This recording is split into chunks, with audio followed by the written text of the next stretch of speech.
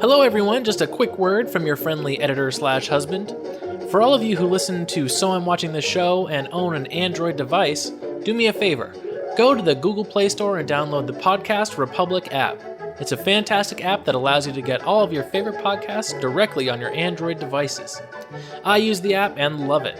I can search for the podcasts I want to listen to, select them as favorites, and have them all just a click away. Make sure you set So I'm Watching the Show as a favorite so you don't miss any new episodes. Again, the app is Podcast Republic, available on your Android device. Thanks! This might age poorly depending on when this episode is released, but I'm nervous about this new album from Ariana Grande. Oh, why? Well, the cover is a look, and I don't know what the 7 rings are. I haven't seen anything about it, so this is all blowing my mind. Well, it's going to be like next week or something. It was like 1/18, and it just said 7 rings and graffiti letters on that like pink cardstock that she's been using. Yeah. And then there's 7 emoji, like ring emojis, and I'm just nervous. It feels like, I don't know. Oh, yeah, I see it now. I mean, you do you, girl. Yeah. It's for you. And then we'll... It could be great. It could be like a masterwork. It could be a rushed mess. Well, Ira Madison... Yeah, it does feel soon. No, she's admitted it. That She was like, it's the only thing that I've had full control over. So I've just completely dove into work and expression in a way. And she like wasn't asking for permission the way she normally has. All right. I'm excited for her. I just don't know that how much I'm going to personally enjoy it. But yeah. Ira Madison has a theory that she facilitated the entire summer, this whole breakup with Pete Davidson and stuff. He thinks she had the song first. Thank you, next. Yeah. And then she was like, okay, Pete, we got to do something. Yikes.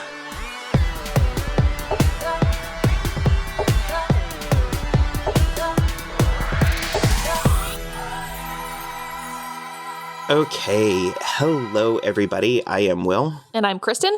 And this is So I'm Watching This Show. I don't know why I did that. It doesn't even go with our beat. Well, I was doing the da-na, watching this show was where my mind was, but I feel like I need to add variety to it sometimes. So on today's episode, we are going to talk about what at one point was one of both of our favorite movies of all time. And after not quite 10 years, 9, after a 9 year, years. I say for me at least still is. Yeah, I agree. It is. You phrased that in a way where I was like, uh-oh, are we going to have a conversation today? No, I have 2 notes that, they're not negatives, but I have 2 things to say that are a bit meh. But it is Scott Pilgrim versus the World, in case you are blindly clicking on podcasts again. You really got to cut that out. Be a more proactive podcast listener. So, so let me say so a few more times. Scott Pilgrim versus the World is a 2010 action comedy film co-written, produced, and directed by Edgar Wright, who is cuter than I thought. Oh, yeah, he's really cute. I thought he was older and less cute. No, I just recently did the same thing with Yorgos Lanthimos, though. Oh, yeah? I saw him at, like, an awards show or in a photo shoot or something, and I was like, he is a lot younger and a lot better looking than I was anticipating. I expected that to be a lot more labored. Yeah. But it's based on the graphic novel series Scott Pilgrim by Brian Lee O'Malley. It stars Michael Cera as Scott Pilgrim, a slacker musician who must battle the 7 evil exes of his newest girlfriend, Ramona. Ramona. Ramona. She's not cheese. That actually feels like a joke that was cut from the movie, but it is fascinating because it is about that and a whole lot more. Yeah. I have read the first book, and at a friend's house one time, I skimmed through some of the others, so I have a little bit of knowledge, but not really. More so in that I've gone, oh my god, this is just like the book. Yeah. Like word for word. And of course they had to cut things here and there, but the way in which, especially the beginning, was so perfectly adapted is wild. Yeah, absolutely. And there was a couple things that I thought was so interesting about this, because early on, I guess Edgar had, pretty early on, he got the rights, or someone got the rights. All of this came to fruition very quickly. Oh. I think the first and or second volumes were the only things that were written when the movie was already being planned. Oh, wow. Yeah, I don't think I knew that. And they were originally going to go in a different direction with Scott. Because as a matter of fact, Chris Evans was one of the people they had originally talked about for Scott. Oh, wow. He was going to be more of like an average hero type. Chris Evans is not average. No, like average hero type. Like, oh, okay. Like when you go to a movie and watch the hero. Okay. That's what I mean. Like a standard. He's more of a standard hero type. Sure. Yeah. Someone who looks like a hero. Mm-hmm. And it was a big... Someone with a chin. Mm-hmm. And it was a bit I love Michael Cera, so I don't want to like... Well, I was going to ask you that, because some people don't like him, and I'm mixed on him, but I think this is his sweet spot. Yeah, so I really like him a lot. I liked him a lot on Arrested Development. I like him a lot in this. I have liked him a lot in a handful of other movies. Like, for instance, we saw that movie Youth in Revolt. That was kind of weird. Oh my God, yeah. He's really good. I just remembered that movie. Yeah.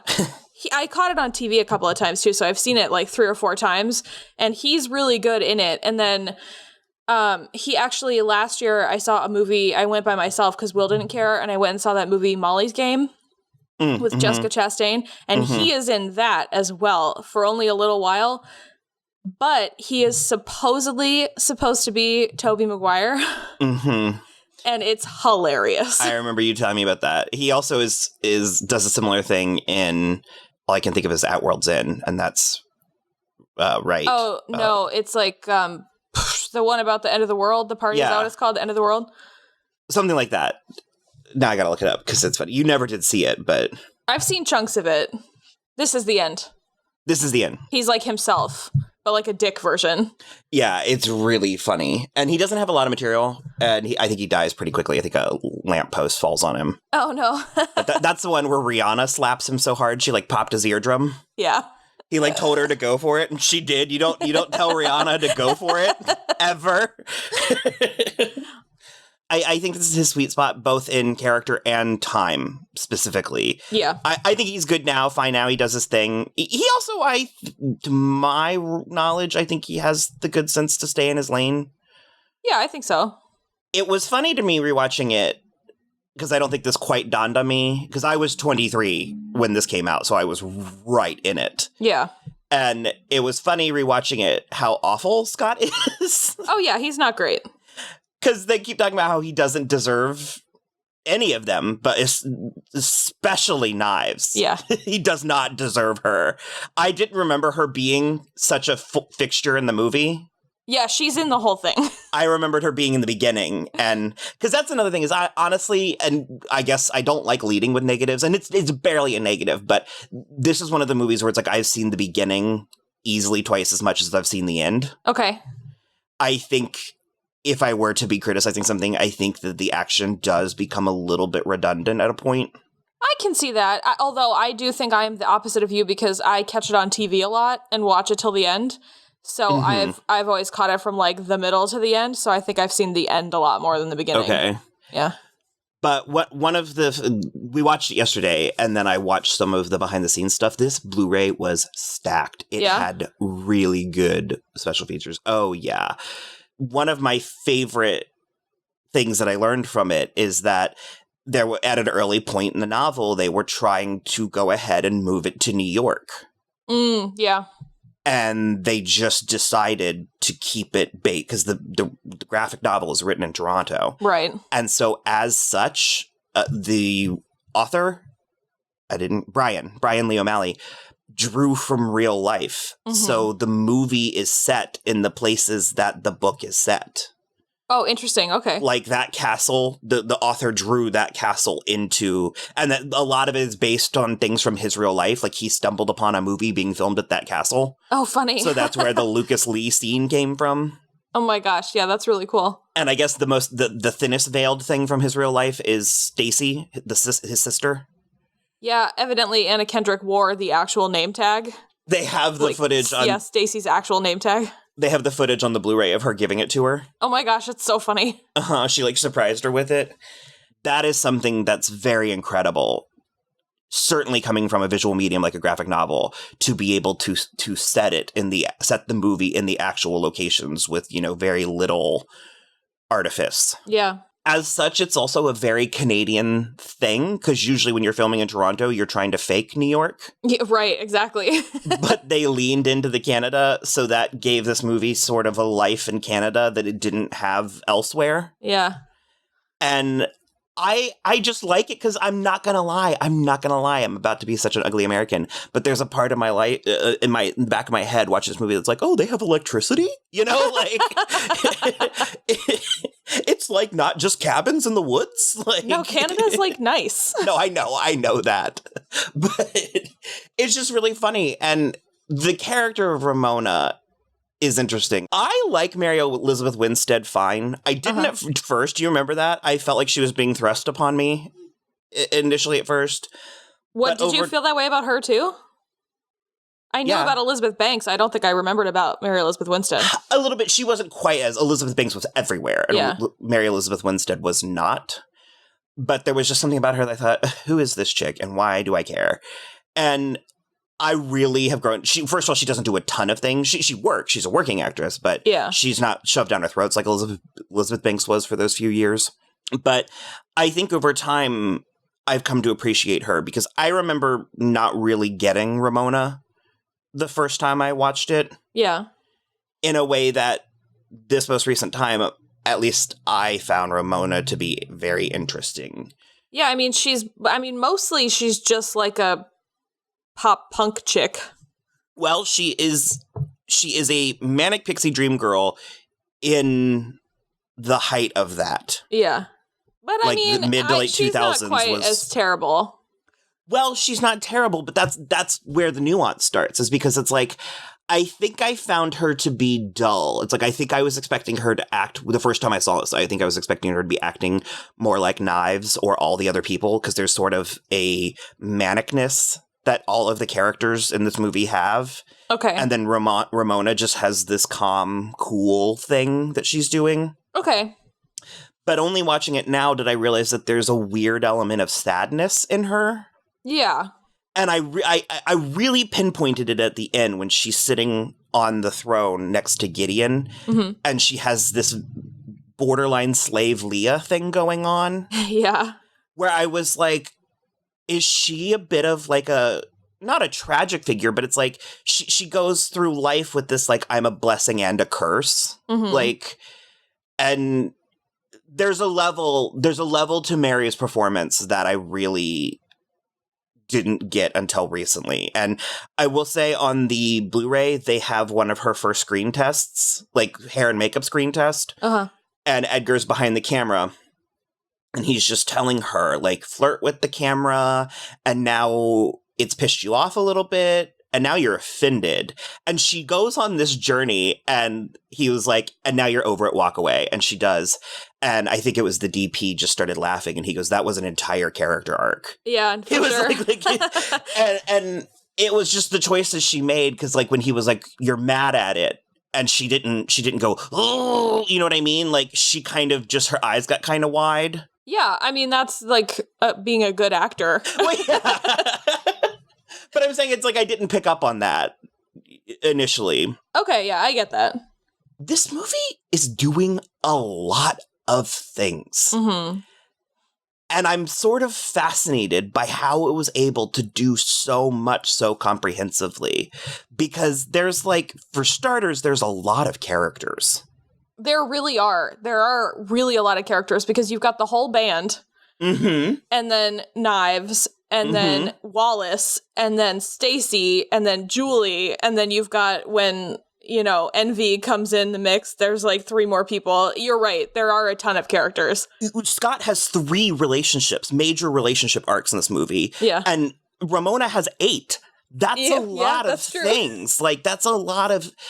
And like you said, not to mention their relationships with the friends and stuff. That is so well conveyed that every character is so unique. They don't get lost in each other. You don't get confused as to who's who. It's like when you have, and I didn't count, but it's got to be between, 10 and 15 people that you could so clearly identify. And maybe that's where its rooting in a I'm going to say simplistically drawn. I don't mean that in an offensive way, but in a simplistically drawn graphic novel helps is because the way that Brian identified the characters. Yeah. Because they talked about that, about how it was a very simple design.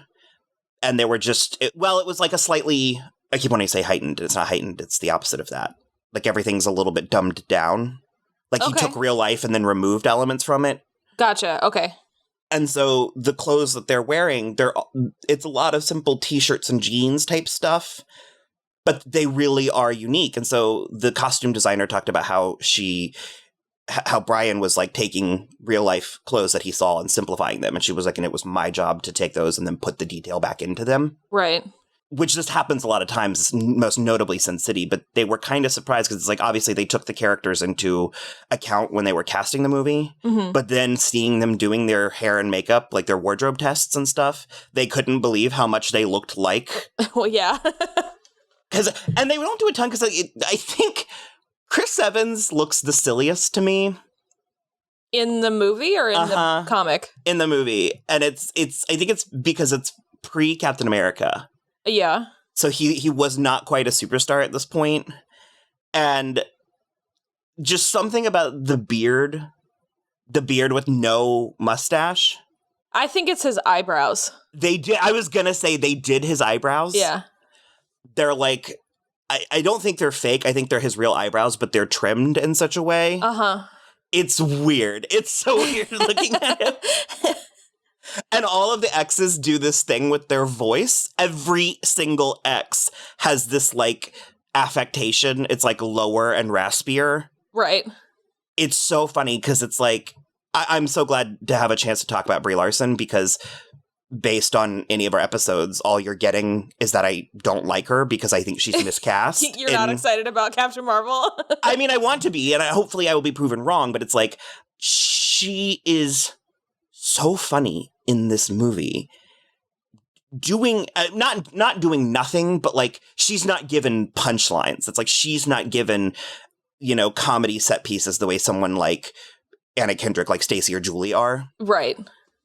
And her line delivery, because they have the camera test on the Blu-ray, and it's just like really quick. It's not her full test, but she does her whole like whispery, sexy thing, and she hasn't even finished by the time everybody in the room starts cackling. And they're just like, it's more than what we could have asked for. Yeah. Well, she's great. I mean, we loved her on United States of Terra, and it was a lot of Well, that was also a bit of a challenging character. Oh, shit. What was her name? Oh, God. I don't remember. All I can remember is Princess Valhalla. Let's go with Bianca. I don't know. She was a little bit annoying, that character. Yeah. It's the teenage daughter, which can be, a pill. I died when it cut to the coffee shop and she was standing in front of her own poster in the exact same pose and outfit.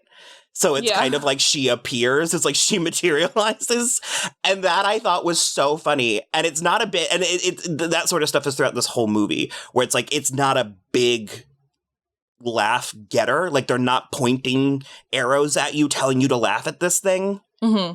But it's that's what we've talked about before. It's not like set up punchline. It just is funny.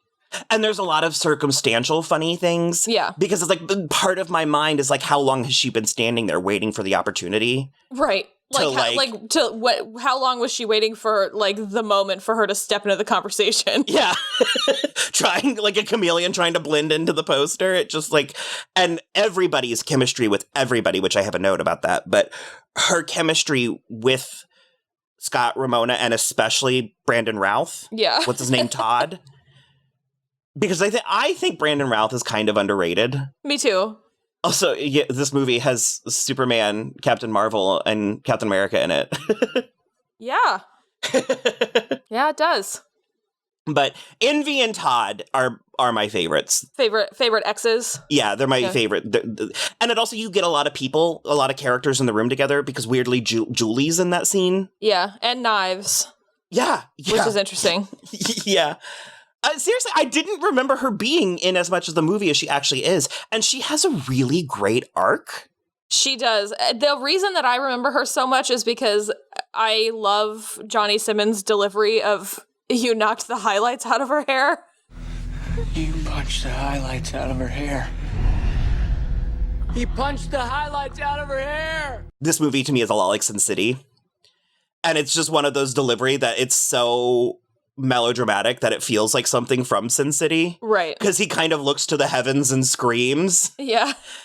and I love it. I just think because Johnny Simmons is another one that I've liked in other stuff also, most specifically Jennifer's Body. But he is so cute and so, like, innocent in this movie, and it's just so nice and funny. Young Neil.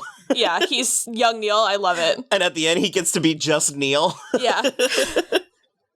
Because we had a friend like that around this point in Full Sail. We had a friend like that we called Junior, and he thought it wasn't as mean as it sounds. It's going to sound mean. He thought it was because he was just younger than us, but it was because he at parties would get too drunk and act like a junior girl at her first Oh my god.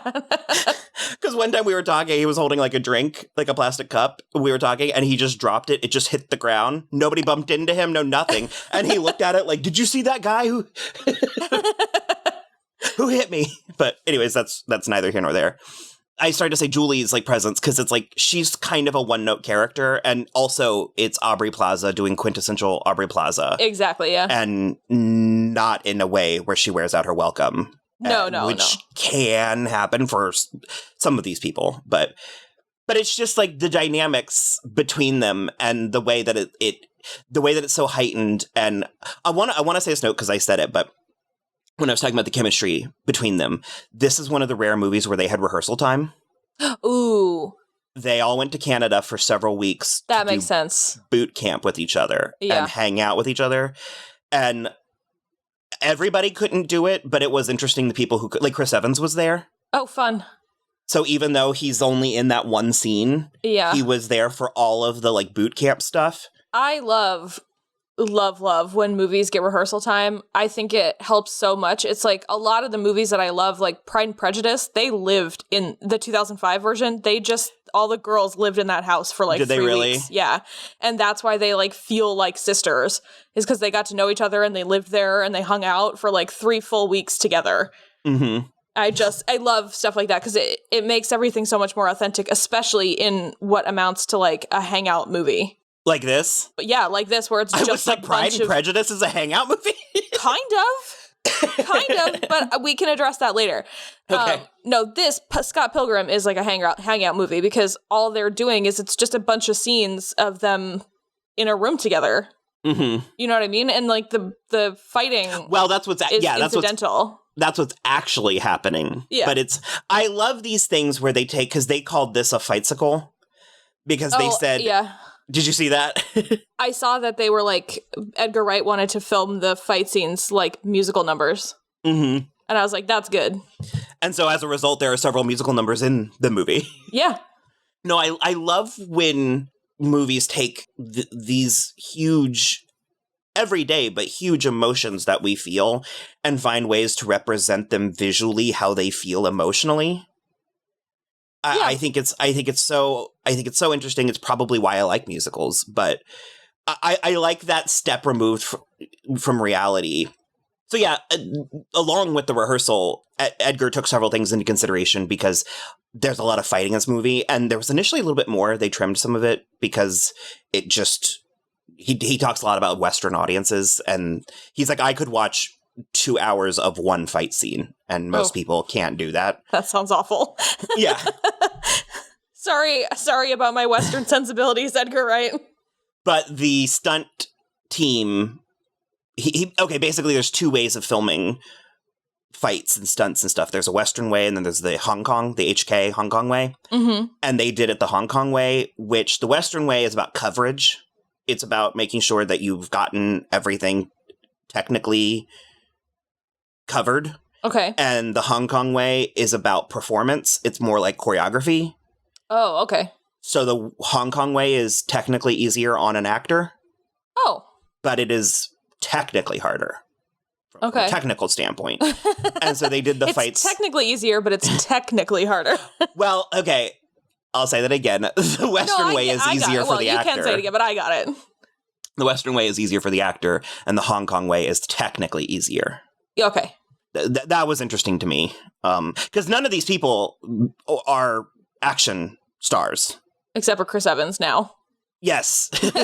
Well, they actually said that. They were like, he's the only one that had done any kind of this sort of action training. I was going to say, that was post Fantastic Four. Yeah. Yeah. And there's footage of Mae Whitman, and she's like, I did like 3 weeks of training before I got here, and she's like, I was not prepared. I love her, too, so much. From way back. Like, I've been a fan since whichever. What was her first one? Independence Day? I've been a fan. Mm-hmm.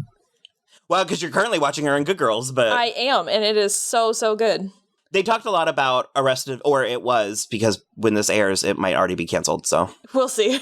It'll be on Hulu. Just go watch it anyway.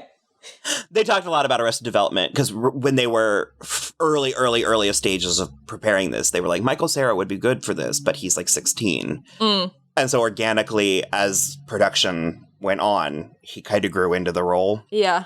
But yeah, this movie is about a whole lot of things.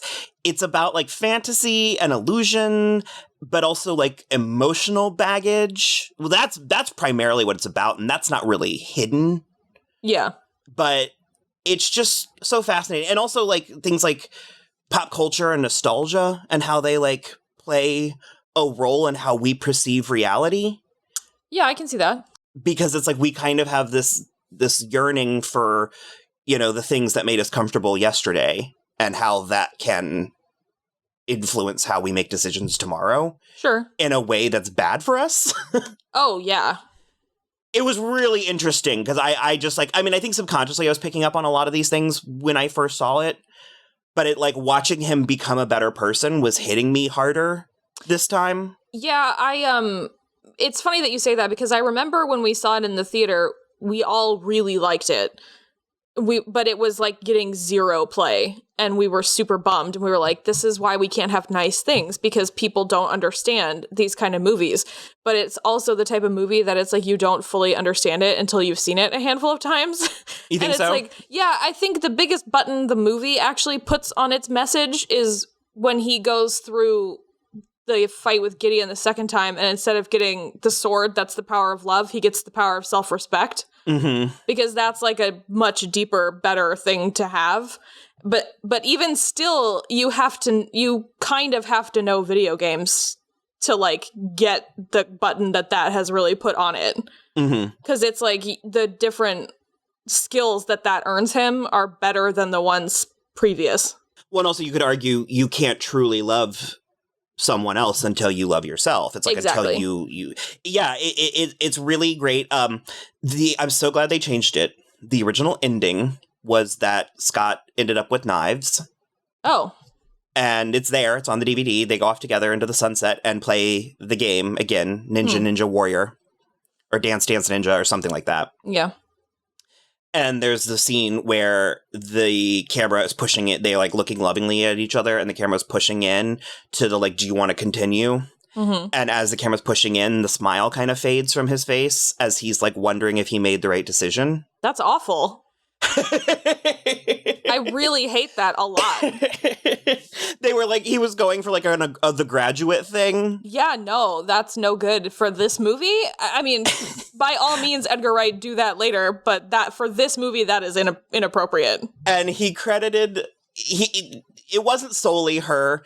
The decision to reshoot the ending was a large one. Uh-huh. But he said they did an early fan screening, and he said there was a girl named Nicole on Twitter who was like, Edgar Wright just made the coolest movie in the world, but I hate to say you have got to change that ending. Oh, wow. And so when they did make the official decision, he messaged her on Twitter and told her that he did. Oh, funny. And he was actually really scared to call Ellen Wong to tell her. And when he did, she was kind of like, oh, thank God. That's so good. I love it. Because she was like, Knives wouldn't take him back like that. Like, yeah. it kind of undoes her entire arc. It does. It undoes her whole arc. It kind of undoes his whole arc if he gives that look at the end. Because that's like it's the subtle. Opposite of... It's like the bobble in Inception, but... Well, okay. But still, No. Yeah, I'm so glad it's the ending it went with. Well, and also, like I said, when you look at Cassandra, that was a Freudian slip. When you look at Ramona, Who are we looking at? Ramona, There you go. played by Mary Elizabeth Winstead. When you look at Ramona, now all I can think of is Romano. When you look at Ramona as like a slightly tragic figure, that she's just sort of like floats through people's lives and, you know, does these things to them because she leaves all of her exes damaged. Yeah. Beyond forming, you know, a league of evil supervillains. Like, it's like such a good metaphor for the fragility of a relationship and a new relationship. Mm-hmm. To think of it as being fated to be temporary, and then you're sort of left with what the other person left you with. It's kind of, well, it's not unlike that Troye Sivan song that I talked about a little while ago, where the good side, and it's about a breakup where when you get the good things from the breakup. Yeah, that's true. She did get all the good things. But it's also... But she also, that's the thing too, is I want to kind of talk about Ramona's negative attributes, because she's kind of a bitch. Okay. She's just up and leaving every dude the minute someone better comes along. Okay. It's funny, because it's like they both are kind of garbage people, but they're garbage in complimentary ways, it turns out. But Scott and Ramona are both, like, medium people. Mm-hmm. Like, as humans. I think that I don't think that she's garbage. I think it's more so that she was young. Well, that could be. And because she carries guilt about that, she's damaging future prospects, which is why the Knives ending, with him ending with knives, is so terrible. Like, okay. And I'm not saying that they are in game or that they had, because I think that there's an ending where there is nobody getting anybody. Which I would have been okay with that one too. And I don't know how the graphic novel ends. I'm only now thinking. Although when I was like, isn't there another scene? Steven ends up with Wallace. Oh my God, that's hilarious. Yeah, and I kept waiting for that. I had to. It has to be, because I was waiting for it. Like I can remember seeing it, and it's not there. I have a funny bit of trivia about the guy who plays Steven. Mark Webber. Yeah, he is married to Teresa Palmer. Yeah, that is funny. And they have 2 kids. He is. If I were going for anybody, it would be him in the movie. Yeah. Oh boy, it's Wallace all the way for me. That checks. I'm so into Kieran Culkin, it's ridiculous. I mentioned it to you recently because you thought Rory Culkin was my favorite. I just remembered the name Rory, yeah. No, Kieran is my favorite Culkin from forever. I just think Steven is so cute, and he's that kind of...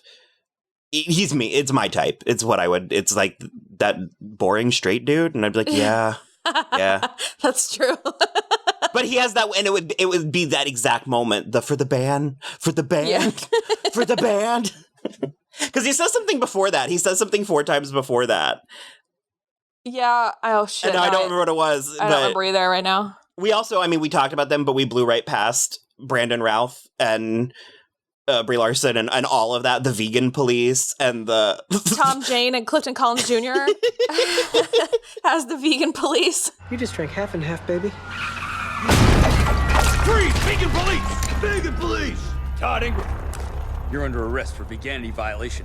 Code number 827. Imbibement of half and half. It's Bullroar. No vegan diet, no vegan powers. But it's only my first offense, so don't I get 3 strikes? Take it.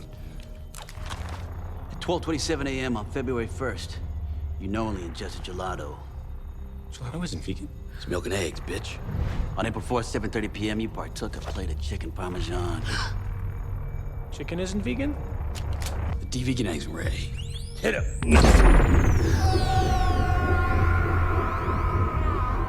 This just should be the, Tom Jane appreciation podcast, because we fucking love him so much, and it's ridiculous. As I recall, you either didn't really know who he was, or he didn't have any significance when we saw it in the theaters, and it was when we were watching it on Blu-ray, a year or 2 later, where you were like, hold on! Well, yeah, because I feel like that was obviously well after Deep Blue Sea, and I've loved that forever, but I maybe just... I hadn't seen him on a lot, but I feel like that was after I had watched Arrested Development, and he's got a little hook on that too. Maybe I just didn't recognize him. Maybe you just forgot. Or I forgot. I have a very vivid memory of it blowing your mind when we were watching it later. Yeah. But it is just hilarious. There's that whole bit with Brandon with the maid. Oh my God. Where he's like, you'll be dust. Tell it to the maid on Monday.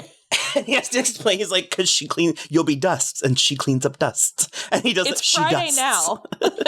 She has the weekends off. I dislike you, capiche? Tell it to the cleaning lady on Monday. What? Because you'll be dust by Monday. Because you'll be pulverized in 2 seconds. And the cleaning lady, she cleans up dust. She dusts. So what's on Monday? Because it's Friday now. It's just the weekend's off, so Monday, right? That was because there was also a cut bit with Matthew Patel. Oh, yeah. Where he came in and did his whole big spiel, and Scott was like, what? I don't understand. Oh, yeah. And he couldn't reiterate without doing the whole spiel again. He had only learned it in... That's so it was funny. like he had to run through the whole thing in his head. Also, that actor is significantly cuter in person than he is as that character. I believe it. I But was his watching... hair and makeup is medium at best. There's footage of them putting it on him. But I was watching the camp, their like training footage, and I was like, who is that guy? And I was like, oh shit. But I'm curious to see how this is going to age, because it's a very of its time movie. Like this is 2010. I guess it's very 2000s. The book was being written in the early to mid 2000s. Okay. It was released in 2010. I think it'll age fine. Yeah, because I mean, some of the clothes, but I feel like it's so heightened that it ages fine. Well, I mean, it's to say there are plenty of movies that are very of their time from the 80s and stuff that we still... Yeah. It avoids a lot of issues. And I mean, 2010 is fairly recent. You know, we're not talking about something like George of the Jungle or Blast from the Past, but it's like the way that they handled this entire movie without like a stitch of like homophobia or there's no... I mean, I guess maybe there could be some... It could be criticized. I mean, because the Indian character does a Bollywood number, but I think that's fine. I don't think that that's like... No, I don't. I wouldn't be the one who called that out. I don't think it's offensive, but I also am not Indian, so I don't know if it is offensive. I've never heard anybody consider it offensive. So well, I think it'll age well, and it also beyond that. I wasn't talking about how I wasn't really talking about like, or wasn't intending to talk about it being offensive, but it's like, for instance, the demon hipster chicks and stuff. Like it's very of its. I get it. Okay. And the video game references, it's a world that's like in between video games and sitcoms and like, well, like I said, the hipster culture and because hipsters aren't really, I mean, they're a thing because I guess they've always been. It was beatniks at one point, you know. Yeah, I when I was reading the trivia yesterday, it was actually, they talked about how they put in a lot of like skewering things to hipsters, like specifically the Camo guy. I think that's how you say his name. The one that Scott asked, have you seen this girl? And he holds up the drawing. He has little things all through the movie. And then Wallace has a couple where he basically is like, but their first album's much better than their first album. And he's like, right after you hear them live, I think it's Wallace is like, you should hear them live, though. They're much better live. Yeah. And it's like, we literally just did. And that's so funny. And those are the things that you get on repeat viewings. Yeah. But I just like, I think because I was about to say that we're that the whole hipster thing, to say the word for a 50th time, is sort of on its way out. And we're going back to a more genuine place. Yeah. And not sappy, but we are a little bit, because the 90s were very ironic. And yeah, I mean, by we, do you just mean you and me? Because that's how I feel sometimes. No, that we're going to a more genuine place, or that it's just you and me. No, I think it truly is, because I mean, this isn't a great reference, but it's like the 2015 live action Cinderella, where the consensus was like, it's very sweet and refreshing in a or traditional in a refreshing way. Okay. And so it's like, I think we are kind of grounding ourselves a little bit because we had a lot of, the 2000s. The 2000s was about dark, gritty reboots. Yeah. And that's true for sure. We live in a world now where superheroes can be superheroes. Mm-hmm. And so there's a cultural ebb and flow. And I think because of the heart in this movie, that will keep it from being jaded, like this jaded relic of its time. Okay, I get it. And I get what you're saying. So yeah, I'm trying to work on being more concise. I guess it's a organic evolution, hopefully. No, because it's sort of like, you've never seen it and I've only seen parts of it, but there's this movie with Jennifer Goodwin and Kate Hudson, and I can't even remember what it's called, but it is just awful because they're just being such dicks to each other, but the movie keeps insisting that they're best friends. But they're like cheating with their like each other's boyfriends and all kinds of shit. And it's just the worst. And so like that's the kind of movie from the mid 2000s that does not age well in a way like this, where there is still cheating, but it's like it's character driven, I guess, as opposed to like the script said so. And so, I agree with you. This is going to age a lot better because it doesn't have that like sheen of irony dripping all over it. And I also think that working in its favor, its video game-ness was already dated. Yeah. That like 8-bit Universal opening. Yeah. That's sort of like from the 80s. So it's like it really found this way. I remember being so bummed when this movie bombed so bad. It did. And I didn't understand how other people weren't seeing what I was seeing. Mm-hmm. Because it was brilliant. There was a string of movies, and one of them was the year before. It was the Star Trek reboot. Yeah.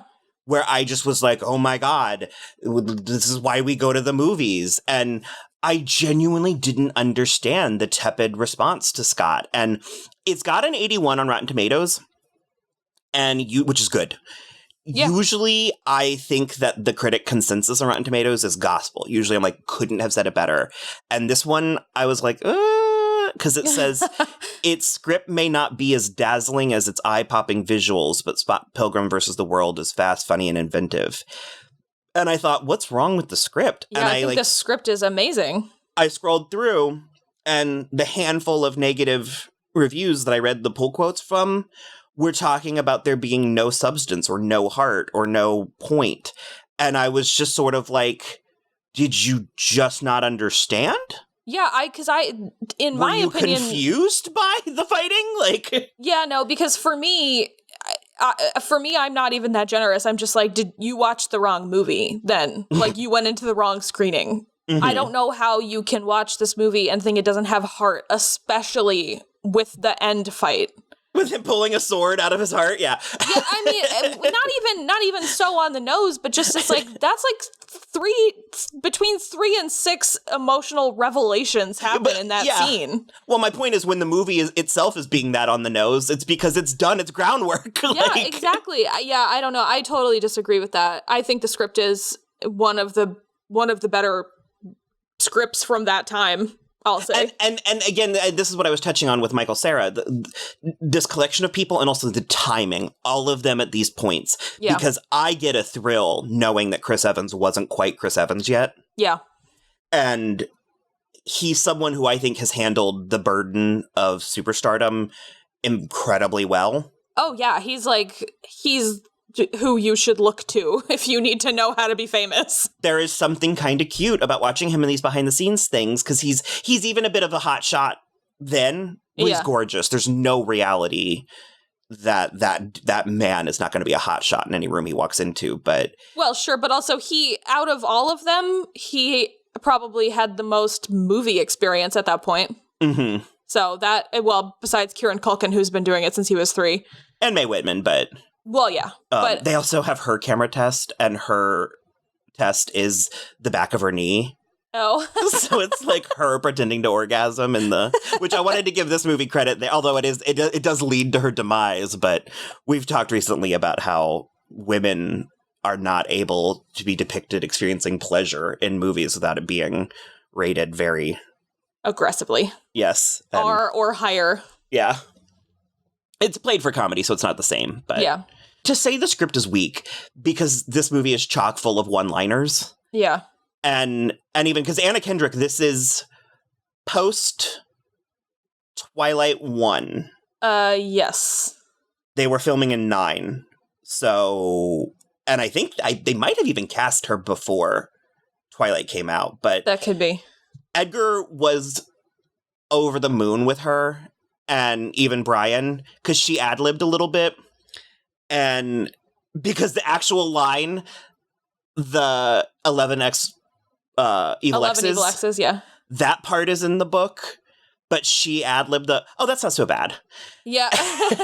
And it's arguably the best line. I can't say in the movie, but it's one of those lines that I was like, oh my God, I need to see this. Like, okay, this came out after the first Twilight and the second Twilight, and it came out the same year as the third Twilight. Okay. So, yeah. My point being, she was still sort of... Oh, no, though. They had filmed it before, but she had already been nominated for an Oscar when this came out. Oh, she had? Okay. For Up in the Air, yeah. Okay. Which is also excellent. It's not the same at all, but it's very good. Well, it's just... It only proves the point, the testament to her. Yeah, for sure. We did not talk about Alison Pill. No. I don't have anything specific to say other than she's great. Yeah, I don't really either, so... Well, that actually is a gateway into the last thing I was going to talk about, which was the music, but because she learned how to play the drums. They kind of had a crash course. I saw that she and Mark Webber had to learn how to play their instruments, and Michael Cera had to learn how to be worse at playing the bass. Oh. And I was like, I didn't know he could play the bass. That's amazing. That I didn't know. But the thing that I didn't know that blew my goddamn mind is Beck is Sex Bomb. Yeah, I read that yesterday. I didn't know that. So all of their music is Beck. That's why it's good. I knew that Envy Adams' song, the Clash at Demon Head. Yeah. It's a song called Black Sheep by the band Metric. And I know that because my college roommate Corey liked Metric. Oh. But Emily Haynes wrote the song in like this sort of stream of consciousness. She just was writing it as it was coming to her. Yeah. And none of them could make a lick of sense as to what it was about. Oh. The band didn't, because she didn't have an angle. She just was writing it. And they recorded it, and it was kind of whatever, and they liked it. So it's like on their album and stuff. But it wasn't until, and I guess, Brian was listening, like, he gave the production his notes and stuff and, like, the music he was listening to, because he was listening to a lot of Beck and stuff while he was writing it. And so he was listening to that song. That song is what inspired Envy and everything. Oh, funny. And so the drawing, and I'll put it on the Instagram, but there's a drawing of Envy kind of striking this pose that was based on a picture of Emily Haynes. Okay. And so when they were asked to donate the song, because Bree sings it, it's not, and Bree's version is not available anywhere. Which blows, because it's you can really get good. It. Yeah, you can get it on like YouTube, and I think there might be dialogue in it, but it's like at one point I had a full-length version of it on my computer. Yeah. I started to say iTunes, so I was like, that completely voids what I just said, but yeah, so Emily from Metric was like, hearing it in the context of the movie, the song suddenly made sense. That's hilarious, because I was like, it's always made sense to me. Yeah. Well, because, yeah, it's such a great song. It's such a great number. And I think the saddest part is that, because not only is Brie good at it, but her oh yeahs are not in the Metric version. Oh, yeah, that sucks. And then also, this had one of my favorite trailer songs.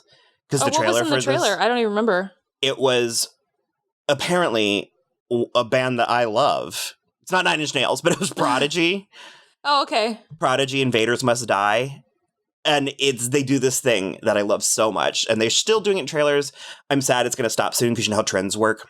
Yeah. But it's like they were cutting the scenes to the beats from the music. Oh, yes. I do love that. I love, because one of the better ones, and it's funny, but it's because the movie's bleh, but the Suicide Squad trailer, they like time Margot Robbie's shotgun, like she's holding a baseball bat, but it's like she's firing a gun and it's timed right to the beat of the music and stuff. Well, and it's like Henry Cavill's arms in the Mission Impossible trailer. Mm-hmm. Yeah. And so the song is just it's like, da, na, na, na, na, and ch, and that thing is like Alison Pill playing the cymbals, and they do it again, and it's like every one of Scott's punches line up with the music. Okay. I love it so much. This is a good trailer. I've always loved trailers, and I've kind of wanted to like do a ranking of my favorite trailers, and the only place where that sucks is when you revisit some of them. It's like, oh, this is way more dated than I remember it being. Like, I remember the X2 trailer being incredible. Yeah. Like, the issues for me is that sometimes, for me, the trailer is better than the movie. Mm-hmm. And I get, like, really bummed out again. Yeah, that's sad. Like, like Harry Potter 4. Well, I was going to say, I remember the first time I saw it. Only the first time. But the first time I saw Sucker Punch, I was disappointed because I thought the trailer was better than the movie. Okay. But that only lasted for a short time. Until you saw the director's cut. Well, yeah, because half of the scenes from the trailer are from the musical number that's not in the movie. Unbelievable. Yeah, half of because, I mean, you know that montage is just nothing but visuals. Yeah, and so all of those visuals were in the trailer, like the chandelier falling apart and like the glittery lipstick and like all the nurses when they kick in the air and wow. So I'm trying to think, is there anything else? We talked about the cast of characters, how brilliantly they balanced everything. Yeah. I think we didn't mention Jason Schwartzman, but he's great and everything. I love him too. From way back. And he's a Coppola as well. Okay, that makes sense. He is. Yeah, I believe you. I thought you weren't believing me.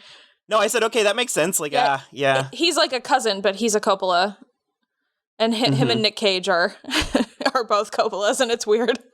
I wanted to say Ellen Wong is really great in this movie, and she is currently on Glow. Yes, she is.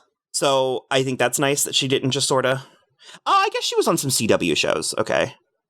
So yeah, I guess I'm good. Well, in that case, we are on Twitter, at So I'm Watching, Instagram, at So I'm Watching This Show. We are also on Facebook and Tumblr, So I'm Watching This Show. We have a Spotify playlist, which I'm sure we'll put a couple extra songs on, So I'm Watching This Show, the music. And we have a website, soimwatching.com, that links out to everything. And other than that, just rate, review, and subscribe on iTunes or wherever you listen. Bye! Bye!